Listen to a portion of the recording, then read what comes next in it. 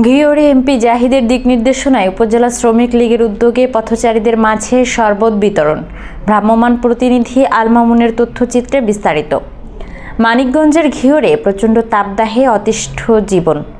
পানি তৃষ্ণা মেটাতে পথচারী, যাত্রী ও শ্রমজীবী মানুষের মাঝে মানিকগঞ্জ ১ আসনের সংসদ সদস্য আলহাজ সালাউদ্দিন মাহমুদ জাহিদ এমপির দিক নির্দেশনায় শরবত বিতরণ করেছে ঘিওর উপজেলা শ্রমিক লীগ।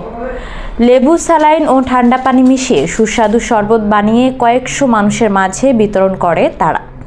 বৃহস্পতিবার ২রা মে ঘিওর বাস স্টেশন এলাকা থেকে দুপুর পর্যন্ত ঠান্ডা শরবত বিতরণ করা হয়। ঠান্ডা শরবত বিতরণকারীদের এ মহৎ উদ্যোগের কারণে পথচারী, শ্রমজীবী ও যাত্রীরা স্বস্তির নিঃশ্বাস ফেলতে দেখা গেছে। এ সময় উপজেলা শ্রমিক লীগের সভাপতি মোহাম্মদ সানোয়ার হোসেন ও পথচারীরা বলেন,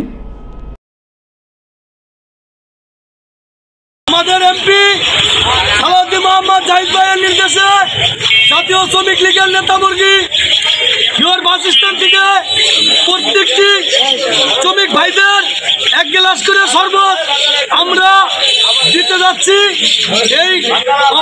এই অনুষ্ঠান যে পর্যন্ত বৃষ্টি না হয় এ পর্যন্ত চলমান থাকবে।